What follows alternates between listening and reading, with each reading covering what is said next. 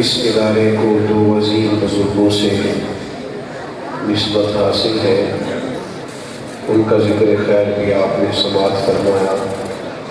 ان میں سے حضرت شیخ الحدیث شیخ محمد معین الدین صاحب رحمۃ اللہ علیہ کا عرس مبارک بھی آج ہے۔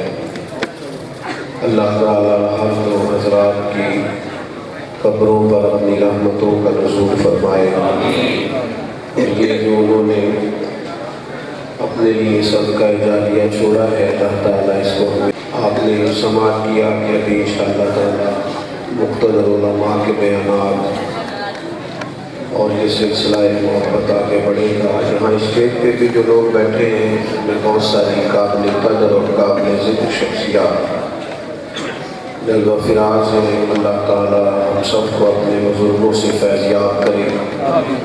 چند ایک گزارشات میں آپ کی خدمت میں عرض کرنی ہے۔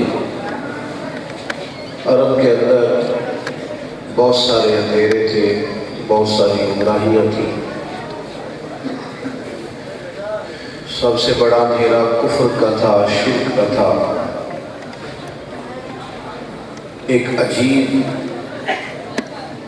بے عقلی اور بے وقوفی کہ اپنے ہاتھ سے بنا کر کسی بت کو اپنا معاذ اللہ معبود سمجھ لینا۔ ان کے عقیدوں میں اس قدر زیادہ اوہام پرستی شامل ہو گئی تھی، اور پھر عورتوں پر ظلم، بچیوں کا زندہ درگور ہونا، غلاموں کے ساتھ ان کا جبر، ان کی زیادتیاں، ساری کمزوریاں جو کسی انسان کو معاذ اللہ درندگی کی طرف لے پائی جاتی تھی۔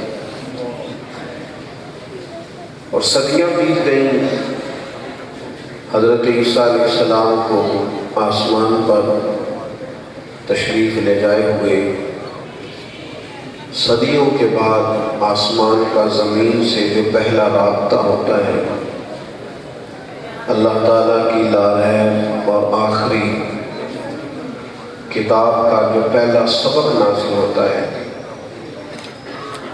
امام الانبیاء صلی اللہ تعالیٰ علیہ وسلم جو واضح، جاندار، مضبوط اور قیامت تک کے لیے تعلیمات لے کے آئے ہیں، اس کی پہلی وحی جب نازل ہوتی ہے تو اس میں ظاہری طور پر نہ تو توحید کی بات ہے، نہ اس میں فوری طور پر کسی مظلوم کے ساتھ انصاف کرنے کا درس ہے۔ اگر آپ زیادہ توجہ فرمائیں تو پہلی وحی، حالانکہ بہت ساری چیزوں کی ضرورت ہے، لیکن جب پہلی وحی نازل ہوتی ہے تو اس میں ان ساری کمزوریوں میں سے کسی کو ذکر نہیں ہوتا، بلکہ کہا جاتا ہے اقرا، پڑھیے پڑھیے، اقرا بسم ربک الذی خلق، پڑھیے اس رب کے نام سے جس نے پیدا کیا۔ ٹھنڈے دل سے اور زیادہ غور سے اس بات کو سمجھیے گا کہ تمام مسائل کا حل ہی پڑھنا ہے۔ لوگ جب پڑھ لکھ جاتے ہیں تو حقوق بھی ادا کرتے ہیں، دل بھی نرم ہو جاتا ہے۔ لوگ جب تعلیم یافتہ ہو جاتے ہیں تو انہیں معرفت الہی بھی جب وہ تعلیم یافتہ ہو جاتے ہیں تو شان رسالت کی باریکیوں کو بھی سمجھتے ہیں، ناموس رسالت کی حساسیت کو بھی سمجھتے ہیں۔ جب علم کسی معاشرے میں عام ہوتا ہے تو اس کے اندر یہ ساری خوبیاں پیدا ہونی شروع ہو جاتی ہیں۔ آپ نے محسوس کیا ہوگا کہ کسی ایک کمرے میں بہت زیادہ اندھیرا ہو تو اس میں بعض اوقات کئی موذی جانور آ جاتے ہیں، بچھو بھی آ گیا ہے، سانپ بھی آ گیا ہے، چھپکلیاں بھی جمع ہو گئی ہیں۔ اب اگر اس کمرے میں آپ روشنی کے بغیر صفائی کرنا چاہتے ہیں تو مشکل ہوگی۔ کیسے پتہ چلے گا چھپکلی کہاں ہے، بچھو کہاں ہے، سانپ کہاں ہے؟ ان سارے اندھیروں کا ایک ہی علاج ہے کہ آپ اس کمرے میں روشنی کریں، آپ اس میں چراغ جلائیں۔ جب اس کمرے میں آپ روشنی تو بہت سارے جانور تو ویسے ہی بھاگ جائیں گے، اور جو بچیں گے نا، اگر اندھیرا ہو گیا جو بچیں گے بھی وہ چھپیں گے، وہ چھپے۔ یہ چور، یہ درندے، یہ موذی، یہ صرف اندھیرے کو پسند کرتے ہیں۔ علم ایک روشنی ہے، اگر علم پھیل جائے تو ساری جہالتیں خود بخود نکل جائے گا، اور اگر کوئی چور بچ بھی جائے نا تو پھر منہ دکھانے کے قابل نہیں رہتا، وہ چھپتا پھرتا ہے۔ علم ایک روشنی ہے، علم ایک نور ہے، یہ جہاں آتا ہے وہاں اجالا ہی کرتا ہے۔ عطا بن ابی ربیع بڑے عالم تھے، محدث تھے، لیکن آنکھیں نہیں رکھتے تھے، اور رنگ بھی ظاہری طور پر بڑا کالا تھا۔ تو بادشاہ وقت اپنے دونوں بیٹوں کے ساتھ میں آیا، اور چونکہ وہ دیکھتے نہیں تھے، اس نے ایک دو دفعہ سوال کیا تو کہنے لگے پیچھے بیٹھ جا، پہلے میں باقیوں کو فارغ کروں۔ وقت کا بادشاہ ہے۔ جب سب لوگوں کو فارغ کیا تو بادشاہ نے بات کی، بڑا انتظار کرنا پڑا، سوال کا جواب لیا، واپس لوٹ رہا تھا تو سارے راستے خاموش کیا۔ گھر جا کے بیٹوں نے کہا کہ ابا جی کبھی آپ کو اتنا گہرا چپ نہیں دیکھا، اس قدر زیادہ پریشان نہیں دیکھا، آپ کے چہرے پر اتنی سوچوں کے بادل منڈلاتے پہلے کبھی نہیں دیکھے۔ تو کہنے لگا پتر ہمارے پاس بادشاہی ہے، علم نہیں، لیکن آج میں نے دیکھا ہے کہ اگر علم نہ ہو، بادشاہی بھی ہو تو بندہ پھر بھی محتاج ہی ہوگا۔ میں اس علت کو کبھی فراموش نہیں کروں گا کہ تم سرداری سے پہلے علم حاصل کرنا، پڑھنا ضرور۔ ہمارے معاشرے کے اندر مزاج نہیں ہے، علمی مزاج نہیں ہے، طبیعت نہیں ہے، ہم مسائل کو دریافت ہی نہیں کرتے، اور پھر اگر کہیں کچھ ذوق ہے بھی تو اس میں بھی بعض اوقات ہمارا مزاج سننے سنانے کی حد تک ہے چیزوں کو، اس کو اپنی تربیت کے لیے اپلائی نہیں کرتے۔ علم آدمی کو سنوارتا ہے، اس میں وفاداری پیدا کرتا ہے، اس کے اندر وہ اطمینان، بس اب ٹھیک ہے جی جہاں جو کھڑا ہے بس کھڑا رہے۔ انتظامیہ کے دوستوں سے بھی کہوں گا کہ اب آپ چھوڑ دیں دوستوں کو بٹھانا، تھوڑی سی بات مختصر وقت میں کرنی ہے، بس جو بات آپ کے ذہن کے قریب لے جانا چاہتا تھا وہ تو میں لے جا چکا ہوں۔ بھائی مزاج علم کا پیدا کرے، سیکھنے سکھانے کا۔ کوئی بندہ بات کر رہا ہے تو اس کی آواز کتنی مضبوط ہے، آپ یہ دیکھیں اس کی دلیل کتنی مضبوط ہے۔ ہم نے آوازوں کی مضبوطی دیکھی ہے، دلائل کی مضبوطی۔ آوازیں نرم بھی ہوں تو دلائل مضبوط ہوں تو بندہ طاقتور رہتا ہے۔ اپنی زندگی کے اندر مزاج علمی اور طبیعت سیکھنے سکھانے کی ہو، سیکھنے سکھانے کی اور فہم مضبوط کرنے کی، دل کھولنے کی، انشراح صدر کی۔ نبی کریم صلی اللہ تعالیٰ علیہ وسلم نے فرمایا علم کا طلب کرنا ہر مسلمان پر فرض ہے۔ آپ کسی تشریح میں نہ جائیں، اس حدیث پاک کے ظاہری الفاظ پر غور کریں کہ طلب علم مسلمان پر۔ آپ کو طلب کا پتہ ہے نا طلب کیا ہوتی ہے؟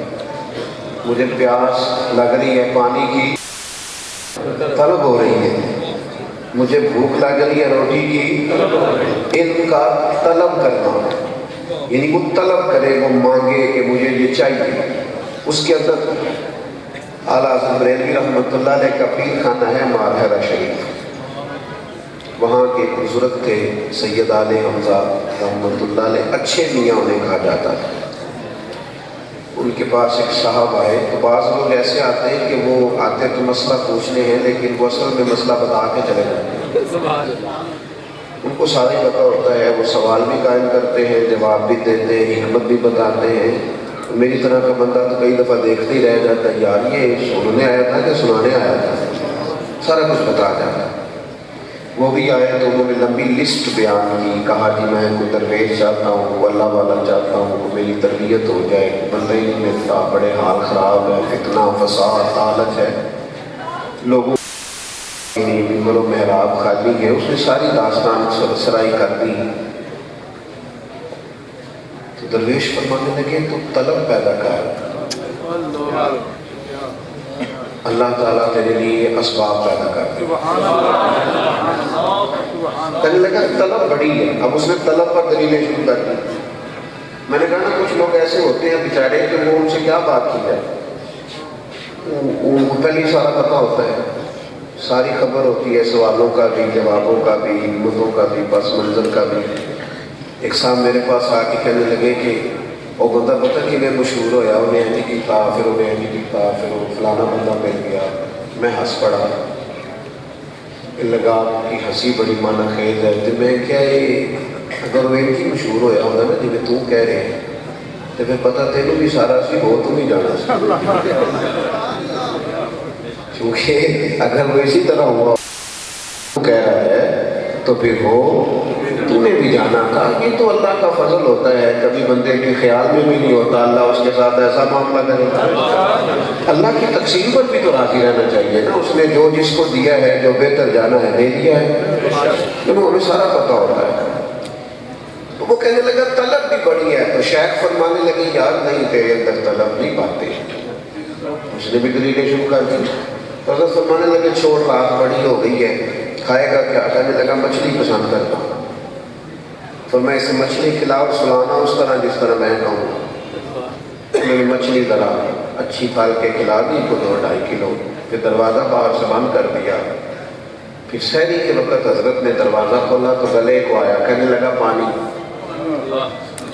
2 کلو مچھلی کھائی تھی، رات گزر گئی۔ شیخ فرمانے لگے سلام کا جواب تو دے۔ کہنے لگا حضور میں آپ کی عزت بڑی کرتا ہوں، پیچھے ہٹ جائے، پہلے پانی۔ رات کیسے گزری؟ بستر گھسنے کا شیخ ڈر رہا ہوں کہیں کوئی ایسا لفظ نہ نکل جائے۔ اور جب اس کی آنکھوں میں طلب تڑپتی دیکھی اور اس کے لہجے کو مچلتا دیکھا تو حضرت فرمانے لگے سمجھ آئیے طلب کسے کہتے ہیں؟ پتہ چلا ہے میری طلب بھی تو تیرے کرم کا صدقہ ہے۔ اور سمجھ آئیے کوئی طلب شلب نہیں، اللہ ماشاءاللہ ہمارے اندر علم کی مزاج نہیں۔ کہہ دیتے ہیں لوگ، ہمارے آج کل مدارس کے طالب علموں کو تو اپنے مدرسوں کے علاوہ اور بھی 15 مدرسوں کا پتہ ہوتا ہے وہاں کیا کیا پڑھتا ہے، کس کس طرح کا ماحول ہے، اس لیے کہ مزاج علم کا نہیں۔ اور پھر عام عوام جب تک علمی مزاج پیدا نہیں کرتی، طلباء میں بھی پیدا نہیں ہوتا۔ حضور نے تو ہر ایک کے لیے کہا ہے نا علم کی طلب پیدا کریں، ہر ایک کے لیے کہا۔ آپ جس شعبے سے بھی تعلق رکھتے ہیں، آپ اس شعبے کے بارے میں دینی تعلیمات کے حصول کی طلب پیدا کریں، آئیں سیکھیں، اس پر عمل کریں۔ اور یہ بات یاد رکھیں، اگر آپ نے کوئی دینی بات سیکھی ہوئی ہو اور وقتی طور پر آپ عمل نہ بھی کریں تو جس وقت آپ وہ کام کرنے لگتے ہیں وہ بات آپ کے سامنے ضرور آتی ہے، یار میں نے یہ مسئلہ سنا ہوا ہے، یہ سامنے ضرور آتا ہے۔ تو مزاج ایک تو علمی ہو، طلب ہو، شوق ہو۔ اعلیٰ حضرت بریلوی رحمۃ اللہ علیہ سے کسی نے کہا کہ بندہ علم کیسے حاصل کرتا ہے؟ تو فاضل بریلوی فرمانے لگے باقاعدہ کورس پڑھنے سے بھی بندہ عالم ہوتا ہے اور صحبت علماء بھی بندے کو عالم کرتے ہیں۔ آپ رات کو آئے کسی عالم کے پاس بیٹھے، کسی مدرسے میں باقاعدہ آپ کا آنا جانا ہو، آپ کا علمی شغف ہو جائے گا، آپ کا مزاج بن جائے گا۔ ہم زیادہ تر مدارس کی اور دینی اداروں کے ساتھ مالی طور پر وابستہ ہوتے ہیں، عملاً وابستہ نہیں ہوتے۔ عملاً وابستہ ہو جائیں تو جن کمزوریوں کا ہم ذکر کرتے ہیں اداروں میں وہ بھی ختم ہو جائیں۔ عملاً ہمیں وابستہ ہونا چاہیے۔ دوسری بات یہ کہ علم جب حاصل کریں تو پھر وقار علم کا ضرور خیال کریں۔ دنیا میں سب سے زیادہ وہ آدمی اپنی صلاحیت ضائع کرتا ہے جسے اپنی قدر کا پتہ نہیں ہوتا۔ اس سے احساس ہو جائے نا میری ایک قدر ہے، جو سمجھنے لگے کہ یار میں اللہ تعالیٰ نے مجھے نوازا ہے، اس میں بھلا کی وفاداری پیدا ہوتی ہے۔ اللہ تعالیٰ اسے تحمل اور بردباری عطا کرتا ہے۔ علم کے ساتھ ساتھ وقار. میرے جیسے لوگوں کو بھی چاہیے جو دینی تعارف رکھتے ہیں کہ وہ اپنے وقار کو کسی جگہ کمزور نہ ہونے دیں، اور عوام کو بھی چاہیے کہ جب وہ عالم کو کسی وجہ سے عزت دیتی ہے تو معنی یہ ہے کہ وہ فروغ علم میں کردار ادا کرتا ہے. لیکن وہ ہمارے نام کہتے ہیں مولانا آپ سیاست کی بات نہ کرنا. کیوں؟ میں تو پیور قسم کا غیر سیاسی آدمی ہوں، لیکن ایسا نہیں ہے کہ سیاست کی معلومات نہیں رکھتا. کی محبت تو سیاست کا چلن چھوڑ دیا، ہم اگر عشق نہ کرتے تو حکومت کرتے. روکا ایک دفعہ ایک شخص نے دے دیا، وہ کہنے لگا جناب علماء سے کہیں کہ سیاست کی بات نہ کریں. میں نے کہا بالکل، پر سودا کرنا پڑے گا. آپ سیاستدانوں سے کہیں آج کے بعد دین کی کوئی بات کریں، ان کو بھی منع کر دیں. وہ بھی دین، وہ کہتے ہیں دین سب کا سانجھا ہے، تو بھائی ملک بھی تو سب کا سانجھا ہے، اس پہ آپ کا قبضہ تو نہیں ہے انفرادی طور پر. تو علماء کو تو کسی جگہ آپ بٹھانے کو تیار نہیں ہوتے. علم کی قدر. اور تیسری بات میرے عزیز یہ کہ جب آپ کوئی چیز سیکھیں دین کی تو عمل کے لیے سیکھیں. ایک طالب علم تھا کہ میں مطالعہ کرنا چاہتا ہوں، تو مجھے بتائیں کیا پڑھا کروں. تو میں جب پتر یہ تجھے میری مطالعہ کرنا ہے تو پھر نہیں ہونے لگا، کیونکہ مقصود آپ کا یہ ہے کہ میں نے پڑھ کے سنانا ہے. آپ اپنی تربیت کے لیے پڑھیں، پھر تو آپ کو اتنا لطف آئے گا کہ کئی دفعہ کتاب آپ کو سننے نہیں دے گی کہ اٹھ ذرا کوئی صفحے رہ گئے. لیکن شرط یہ ہے کہ آپ اپنے لیے اس کو پڑھیں. پہلے وہ اقبال نے کہا نا تجھے کتاب سے حاصل نہیں فرات کہ تو کتاب کہاں ہے مگر صاحب کتاب نہیں. تیرا کتاب سے وہ رغبت کا سلسلہ نہیں. ہمارے یہاں کیا ہوتا ہے آج کل، بہت سارے لوگ مسئلہ پوچھتے ہیں، ایک جگہ سے مسئلہ پوچھیں گے، جا کے پھر اپنے علاقے کے مولوی صاحب کو تنگ کریں گے کہ وہاں تو میں یہ مسئلہ پوچھ کے آیا ہوں اور آپ تو یہ مسئلہ بیان کرتے ہیں. بھئی آپ کسی جگہ بھی آئیں تو آپ اپنی تربیت کے لیے سیکھیں. نبی پاک صلی اللہ تعالیٰ علیہ وسلم نے فرمایا ہے جس نے دین کا علم اس لیے حاصل کیا کہ وہ جاہلوں پہ روک جمائے گا یا علماء سے بحث کرے گا، اس بندے کو اللہ جنت کی خوشبو بھی عطا نہیں کرے گا. آپ اس پر عمل کریں. ہمارے مشائخ کا طریقہ عمل کا تھا. وہ جو چیزیں پڑھتے تھے، جو چیزیں لیتے تھے، ان پر وہ عامل تھے. اس لیے ان کے کردار کو دیکھ کر، اٹھنے بیٹھنے کو دیکھ کر لوگوں کو پتہ چلتا تھا کہ جناب یہ فلاں چیز جو پڑھی تھی اس کی یہ عملی صورت ہے. اور پھر بعض لوگوں کا یہ بھی خیال ہوتا ہے جو منصب پہ بیٹھے ہوتے ہیں کہ ہم کوئی عمل بھی نہ کریں پر لوگوں کی ڈیوٹی ہے وہ ہماری قدر کریں. یہ ہو نہیں سکتا. آپ اپنے اندر کوئی صلاحیت بھی نہ رکھیں اور آپ کہیں کہ ہمیں سلوٹ کیا جائے تو یہ ہوتا نہیں نا میرے بھائی. وہ بڑی سادی سی مثال ہے پنجابی کی کہ کسی بندے کو بھی چاند پیارا نہیں ہوتا، کام بھی پیارا ہوتا ہے. آپ کچھ بھی نہ کریں اور آپ کہیں ہمارے تو ساری دنیا ان کے سلوٹ کرے تو یہ کیسے ہو سکتا ہے؟ لوگوں کے بچوں نے کوئی کام نہیں کیا تو پیچھے رہ گئے، اور شاگردوں نے اٹھ کے ڈیوٹیاں کی تو آگے نکل گئے. یہ تو کام سے غرض ہے. آپ کام کریں، کام آپ کی قدر بن جائے گی، اللہ تعالیٰ اعزازات سے نوازے گا. چوتھی بات یہ ہے کہ علم جو ہے نا اس کو محفوظ کرے. علم کیسے محفوظ ہوتا ہے؟ اداروں کے ذریعے علم محفوظ ہوتا ہے. میں مخالفت نہیں کر رہا یتیم خانہ بنانے کی، میں مخالفت نہیں کر رہا رفاعی ادارے قائم کرنے کی. بہت اعلیٰ کام کر رہے ہیں لوگ، لیکن ہم جب بہت زیادہ خیرات بانٹنی شروع کرتے ہیں تو جس وقت ہم جتنا بانٹتے ہیں اتنے لینے والے بڑھنے شروع ہو جاتے ہیں. یہ جو ادارے ہیں نا دینی ادارے ہیں، یہ کیا کرتے ہیں؟ جو بھی علم کا ادارہ کسی مقام پر بھی دینی دنیاوی کام کر رہا ہے، یہ کیا کرتا ہے؟ جب علم کو محفوظ کرتا ہے اور علم کا ابلاغ کرتا ہے، نتیجہ یہ نکلتا ہے کہ اس میں لوگ محتاج پیدا نہیں ہوتے، لوگ عالم پیدا ہوتے ہیں، اور وہ مختلف اداروں میں جا کے خدمات سر انجام دیتے ہیں، وہ ڈیوٹیاں کرتے ہیں. کسی بچے کا بھی یہ خیال نہیں ہوتا کہ میں معاذ اللہ کسی یتیم خانے میں ہوں اور میں نے اسی طرح سے وقت گزارنا ہے. کسی کمزور مدرسے کا بھی طالب علم سمجھتا ہے کہ میں پڑھنے آیا ہوں، میرا اس کا ذہن ہوتا ہے کہ میں یہاں تعلیم کے لیے آیا. جب آپ ادارے مضبوط کریں گے تو اس کا مطلب ہے کہ آپ علم کو محفوظ کریں گے۔ اور دوسری بات یہ ہے کہ آج کتنا ہمارا مزاج ہے موبائل چلانے کا اور یہ سارا میڈیا استعمال کرنے کا۔ اس سے پہلے یہ ہوتا تھا کہ لوگوں نے کاغذ قلم رکھے ہوتے تھے۔ حضرت غوث اعظم رضی اللہ تعالیٰ عنہ جب خطاب فرماتے تھے تو 300 علماء کاغذ قلم لے کے بیٹھتے تھے۔ لوگ کیا کرتے تھے کہ وہ بہت زیادہ وقت کتابیں دیکھ سکے اگر تو اس کا علاج یہ تھا کہ کسی سے کوئی بات سنی اسے لکھ لیا، کوئی مسئلہ سنا تو اسے لکھ لیا۔ لوگوں نے ڈائریاں بنائی ہوئی، بعض لوگوں کے جانے کے بعد ان کی ڈائریاں چھپوائی گئی تو پوری پوری کتابیں بن گئی۔ علم کو لکھ کر قید کر لو۔ آپ کوئی بات سنیں، میں آپ سے عرض کروں کہ میری طرح کا بڑا نکما آدمی بھی کہیں جمعہ پڑھاتا ہو تو ایک آیت کا ترجمہ تو کرے گا نا جمعہ والے دن، ایک حدیث پاک تو بیان کرے گا نا۔ تو جو بندہ ہر جمعے جاتا ہے اور ہر جمعے ایک آیت اور ایک حدیث کو لے کے آتا ہے، مجھے بتائیے جیسے جیسے عمر گزرے گی اس کے پاس کتنا ذخیرہ جمع ہوگا۔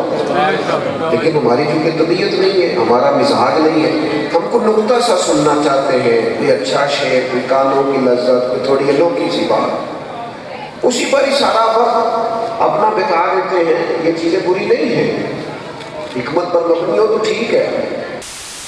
آج علمی نہیں رہا، طبیعت علمی نہیں رہی، وہ سیکھنے کا اور جمع کرنے کا ہمارا مزاج نہیں۔ حضرت عبداللہ ابن عمر رضی اللہ تعالیٰ عنہ نبی کریم علیہ السلام کی بارگاہ میں جب حاضر ہوتے تو کاغذ قلم لے کے آتے اور کہتے ہیں میں جب حضور کی خدمت عالی مرتبت میں بیٹھتا تھا تو جو کریم فرماتے تھے میں لکھا کرتا تھا، یعنی حضور کی باتیں میں لکھتا، آ میرے دل آمنہ کے لال کی باتیں کہتے میں لکھتا۔ ایک دن کسی صاحب نے مجھ سے کہا ہے عبداللہ، نبی پاک علیہ السلام کبھی بہت جلال میں بھی کسی کے ساتھ گفتگو کرتے ہیں، کوئی حدود اللہ کو کبھی توڑتا تو حضور جلال فرماتے ہیں، کبھی بہت زیادہ جمال میں بھی ہوتے ہیں، آپ ہر چیز کو لکھ لیتے ہیں۔ بس آپ اس چیز کو لکھا کریں جو نارمل حالات میں گفتگو ہو رہی ہے۔ فرماتے ہیں کہ وہ انہوں نے کیا فلسفہ بیان کرنے والے بھی کمال کر دیتے ہیں۔ میں فلسفہ بیان کیا جلال و جمال کا تو میں نے لکھنا چھوڑ دیا، لیکن یہ حضور کی مجلس پاک کا کمال ہے کہ کوئی آیا ہے، کہاں بیٹھا ہے، کس طرح بیٹھا ہے، کیا کر رہا ہے، سارا میرے قریب کی نظروں میں ہوگا۔ نبی پاک علیہ السلام نے بلایا اور بلا کے فرمایا عبداللہ آپ لکھا کرتے تھے چھوڑ کیوں دیا؟ تو عرض کرنے لگے یا رسول اللہ صلی اللہ تعالیٰ علیہ وسلم، مجھ سے ایک شخص نے کہا ہے کہ محبوب کبھی جمال میں ہوتے ہیں کبھی جلال میں ہوتے ہیں، آپ ہر چیز لکھ لیتے ہیں، بس اس وقت لکھا کریں جب محبوب مجموعی طور پر لوگوں کو ارشادات سے نواز رہے ہوں۔ فرماتے ہیں میں نے اپنے محبوب کا چہرہ نور دیکھا تو حضور فرمانے لگے لکھا کر لکھا کر لکھا کر، مجھے اللہ کی عزت کی قسم میں جس حال میرے منہ سے جو بھی نکلتا حق اور سچ ہی نکلا کرتا۔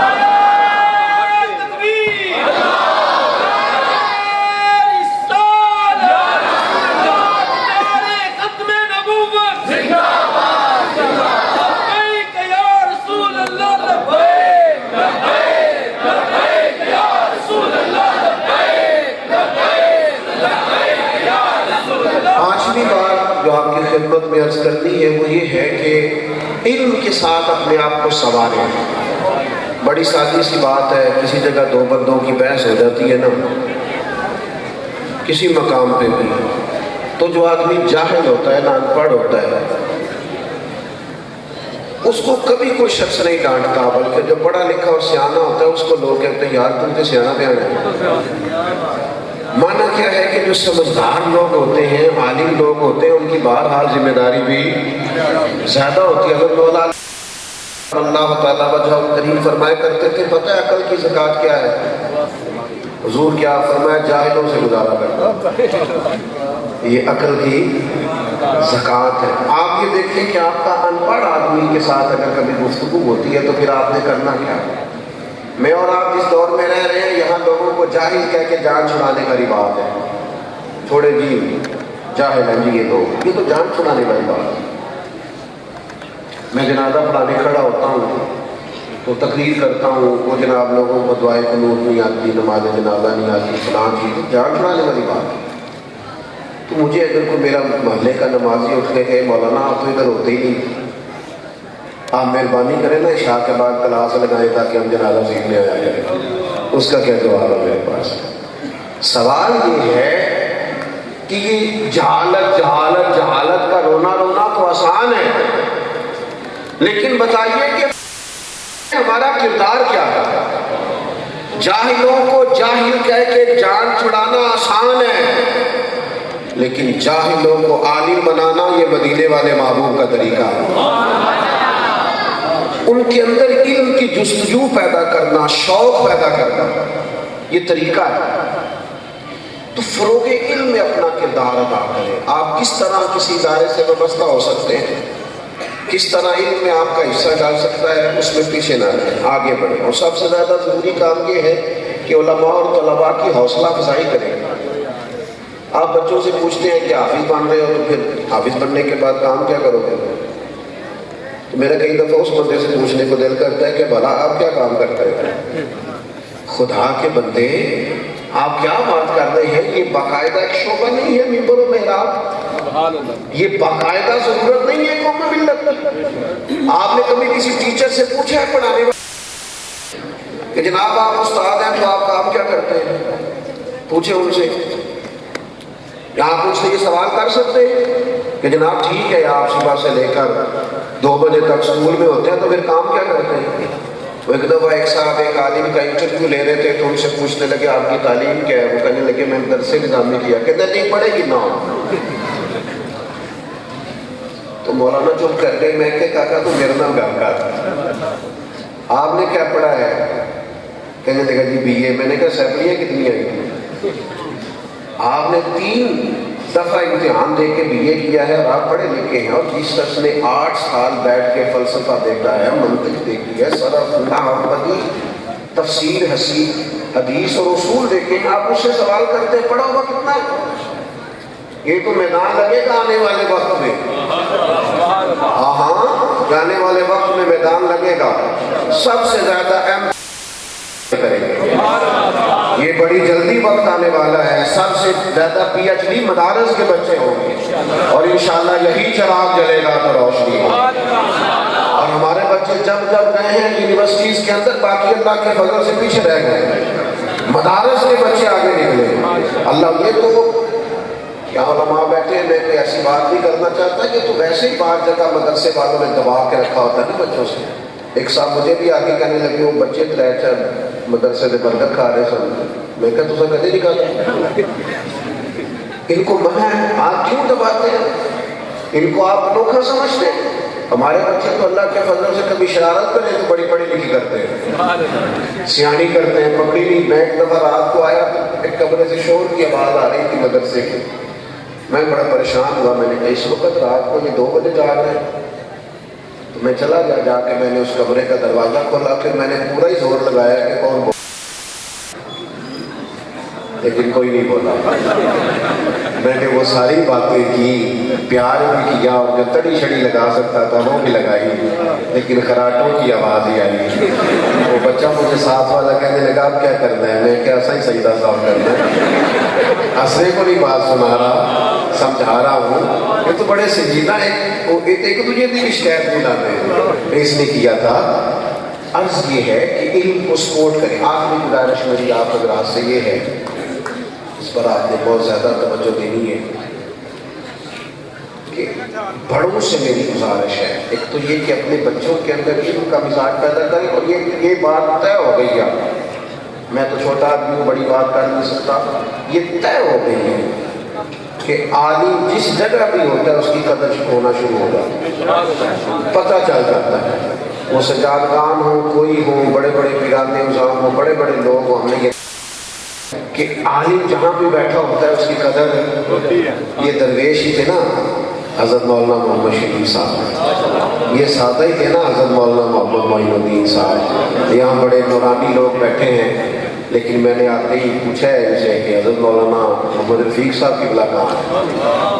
میں نے ان سے پوچھا ہے، مجھے وہ اچھے لگتے ہیں، میری طبیعت کو بھاتے ہیں، اللہ تعالیٰ ان کو سلامتی عطا فرمائے۔ یہ سادے لوگ، وہ شہرت سے بچنے والا پیچھے پیچھے رہتا ہے، اور میرا جی چاہتا ہے ساری غزلیں اس پیارے کے نام کرے۔ سادگی سے یہ لوگ جتنے بھی ہمارے اساتذہ کرام ہوتے تھے، سادہ، پچھلی صفوں میں بیٹھنے والے، لیکن یہ جتنے لوگ آپ کو اگلی صفوں میں تصویریں کھنچواتے نظر آتے ہیں، ان کے پیچھے ان بزرگوں کی دعائیں ہوتی ہیں، ان کے پیچھے ان بزرگوں کا کمال ہوتا ہے، ان بزرگوں کے کارنامے ہوتے ہیں جو پیچھے بیٹھ کے سادگی سے، جنہیں کوئی لمبی چوڑی باتیں نہیں آتی، یہ تب کیا دے۔ آپ حضرات سے گزارش یہ ہے کہ اپنے بچوں میں بھی آپ دینی علم کا شعور بیدار کریں اور خود مزاج بنائیں۔ آپ جس عمر میں بھی ہیں، آپ آج سے قرآن پاک سیکھنا شروع کریں، آج سے مسائل سیکھنے شروع کریں، ابھی سے آپ جس کو دیکھیں نا، ایک کل آیا نا موبائل، تو ہمیں واٹس ایپ کرنا آ گیا نا سب کو۔ کسی نے کہا تو نہیں نا کہ میں اب اس عمر میں واٹس ایپ کرنا سیکھوں۔ چلیں آپ کی بات نہیں کرتا، ویسے میرا تو تصویریں کھنچوانے کا تجربہ ہے نا، مجھے تو پتا ہے نا، سیانے سیانے بندے بھی کہتے ہیں ہو جائے فوٹو ہے، تو اگر اس عمر پہ یہ شوق لگ سکتا ہے تو میرا خیال ہے قرآن پاک کا شوق نہیں لگ سکتا۔ شرط یہ ہے کہ اس کے ساتھ دلچسپی ہو، اپنا مزاج بنائیں پڑھنے کا، قرآن مجید کے ساتھ وابستگی اختیار کریں۔ بڑے سادہ ہوتے تھے ہمارے دیہاتوں کے بڑے، 80 سال اور 84 سال عمر ہو گئی تھی میرے دادا، ان کا ایک لفظ ہم نے ساری زندگی سنا کہ سویرے میں نماز سبق تو فارغ ہو کے، نماز سبق تو سنا ہے آپ نے بھی بزرگوں سے، نماز سے اتنے سبق کیوں ہوتا سی؟ پتہ ہے نا آپ کو کیا ہوتا ہے؟ نماز سے انہوں نے ساری زندگی قرآن مجید کو سبق بنائے رکھا۔ بڑی بڑی عمروں میں ہماری مائیں، ہماری نانیاں، ہماری دادیاں، ہمارے دادے کیا کہتے تھے؟ نماز، یہ ہم نے نا نماز بھی تو بھولی گئی ہے لوگوں کو اللہ ماشاءاللہ، پر یہ سبق بھلا دیا ہے۔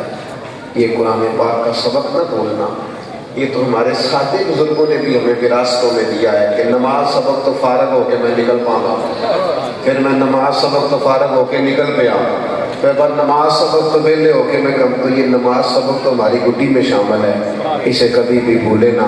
دعا کرتا ہوں اللہ تعالیٰ اس ادارے کو شاد وما علینا الا البلاغ المبین۔